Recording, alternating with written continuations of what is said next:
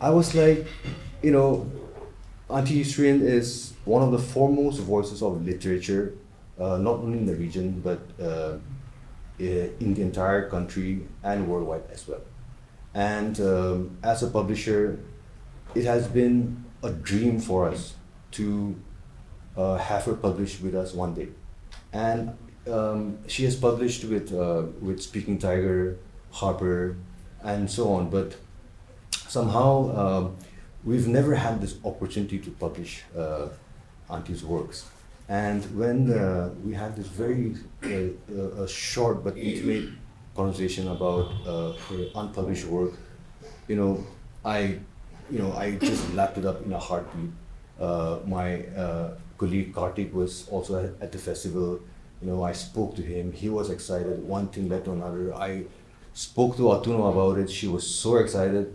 Atuno, as we all know, has been at the forefront of promoting literature and reading in Nagaland. So I think with all the forces coming together and with God's blessings, today I stand here on behalf of Penguin Random House, and I would like to extend my heartiest gratitude to Auntie for publishing with us. It is an honor for us to publish you, and we hope that this is one of the first that we publish with you. I know that there might be a couple in the pipeline, but we'll get to that later. But I want to take this opportunity to thank you on behalf of Kartik, Akriti, the designer, Ahana, your publicist, and everyone else, and Gaurav Srinagesh, our CEO. So I wish you all a lovely evening ahead, and we really look forward to hearing from you and your poetry reading session. Thank you all again. I am delighted to stand before you today to celebrate the launch of the book Freerain, a remarkable collection of the timeless beauty of poetry. I've been through the book, and it's very heartwarming, very down to earth, and it relates to, I think, to all our, it'll relate to everybody's feelings as you go through it. I would like to take this opportunity to congratulate the very talented author and poet, Easterine Kire, for being one of the recipients of the prestigious Sahitya Academy Awards 2024. We are truly happy and very proud of her significant achievements. This occasion is not merely a book launch. It is a moment to reflect on the rich poetic tradition that runs through our culture, our language, our very existence. Poetry is not confined to the written word. It flows through our daily lives. In Tenide, poetry is always composed to be sung or chanted. Every poem is a poem song, resonating with the rhythm of our hearts and the cadence of our collective memory. This unique oral tradition ties us to our roots and ensures that our heritage continues to thrive in the present. Our elders too are poets in their own right. When they measure their words, their wisdom unfolds in verses rich with imagery, metaphors, and depth. Their everyday conversations are not a mere exchange of words. They are expressions of profound thoughts. This poetic quality reveals the power of words and the reverence with which it is used. Poetry is not just something we create, it is something we live. It is present in the natural world and is marvelously seen in the rustling of leaves, the flowing of rivers, the whisper of the wind, and the song of birds. The love of God is also a poetic demonstration. manifest in the sunrise that greets us each morning and the blessings that sustain us daily. Indeed, poetry is a potent instrument that connects us to our Creator and to one another. Easterine Kire has an extraordinary gift for capturing this essence of poetry.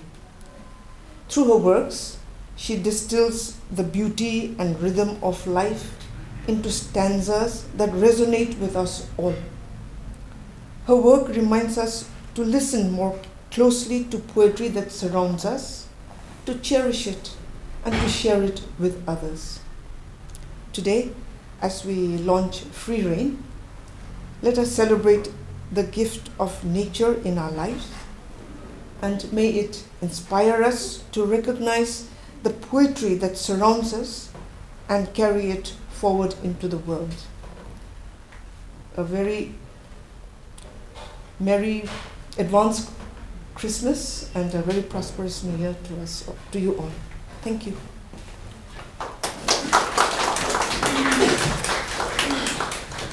What is this? Okay. Okay. Just it's a symbolic sign. Okay. Yeah. I take great pleasure in launching this book of poems, Freerain.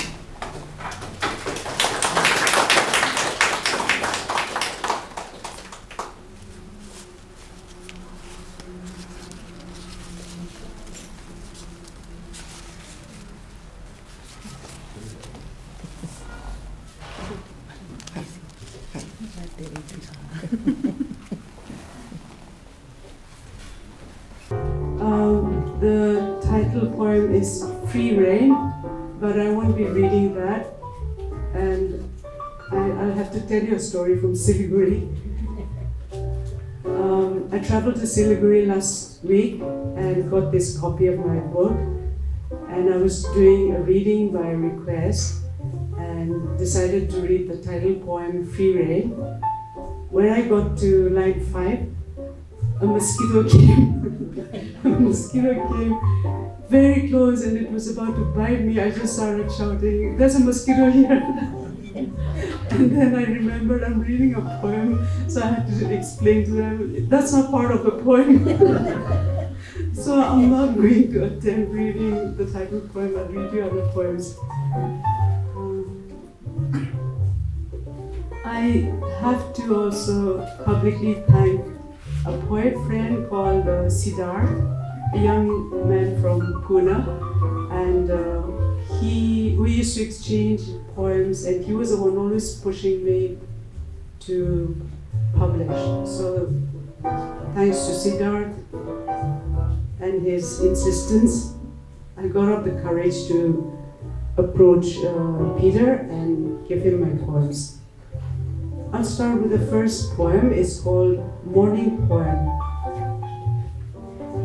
Day, come gently, come as grey skies, shadowy trees and cold wind. Then when the sun shines, it will be so welcome. But first, come gently, day, in the pitter-patter of rain and a child's song carried on a little blackbird's wings.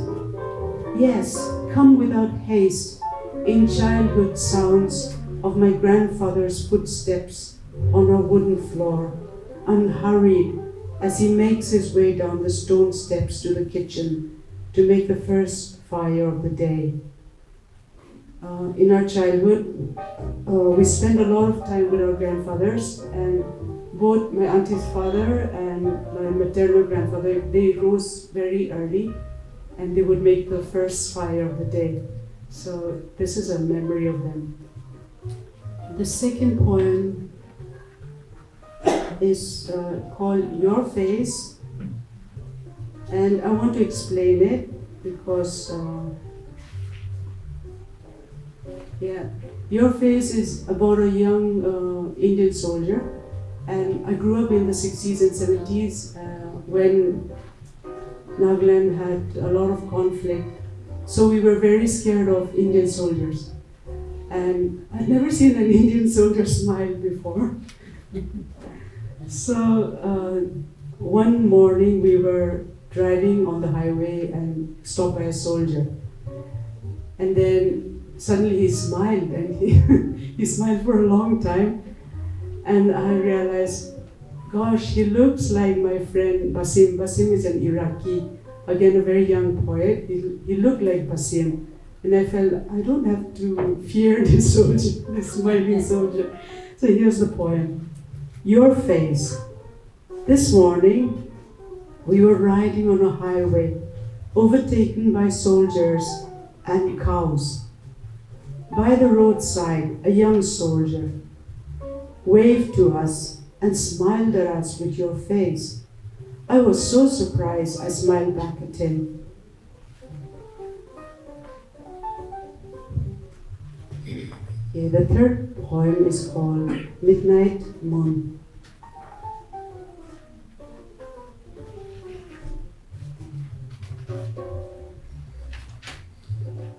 Midnight moon. Moonlight hanging down old lace curtains. A midnight dog barks. Time slips back to an evening far away. Moons were younger then, and so were we. I should add that this has become a song, and we invite you next year, 2025 November, to a concert, because there's a jazz band who has made a concert of 16 of my poems, and they're very eager to come to visit Nagaland, especially because we keep posting really interesting and nice pictures of Nagaland on Facebook, so they can't wait to see. So please come back November 2025. The next poem, I think I'll read this to you. It's a poem called Autumn.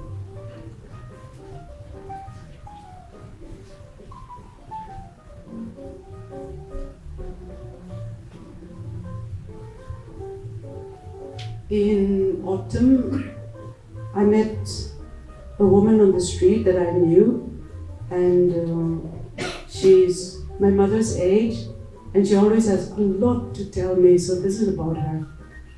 Autumn, when old ladies on the street greet you and put their faces close to yours and want to tell you all about the grandchildren. My grandson, the one who plays the trumpet, you remember him, don't you?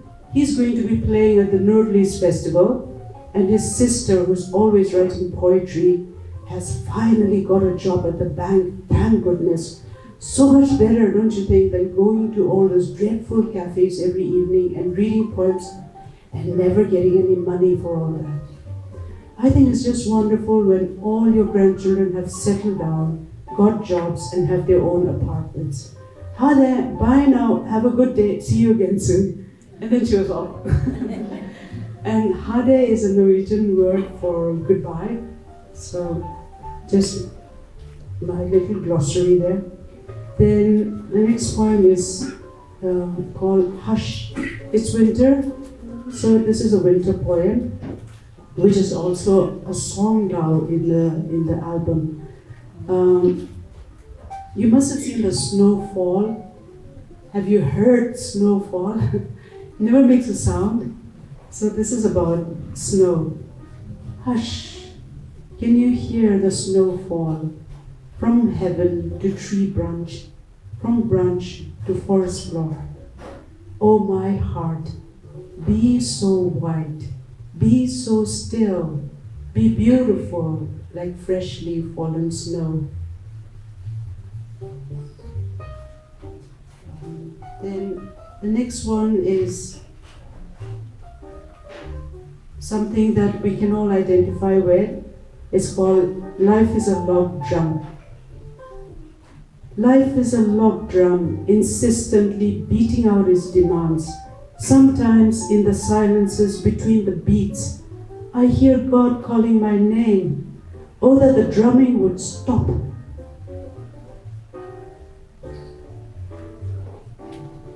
Then the second last poem that I want to read is called The Most Important Thing.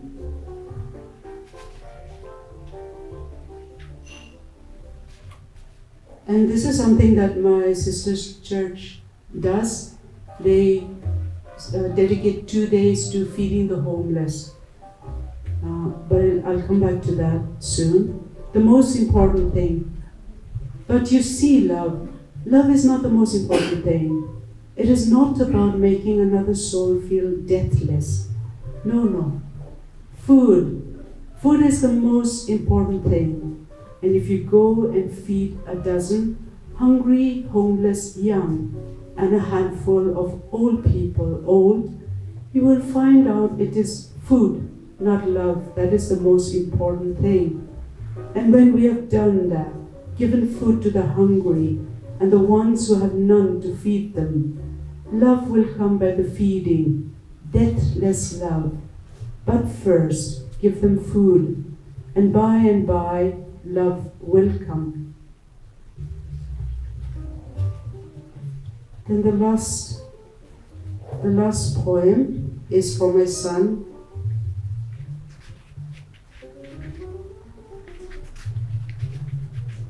The thing that I love about this book is they allowed me to include 2-3 poems from older books.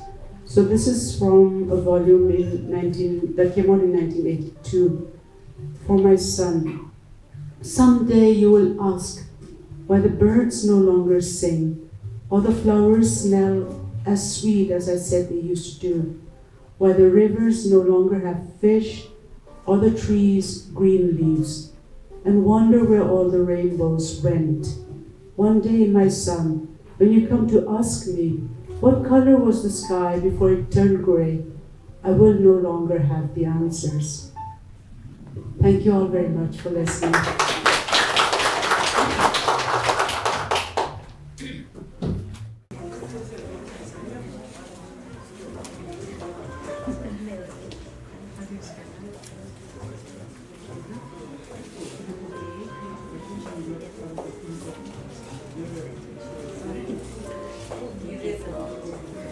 Yeah.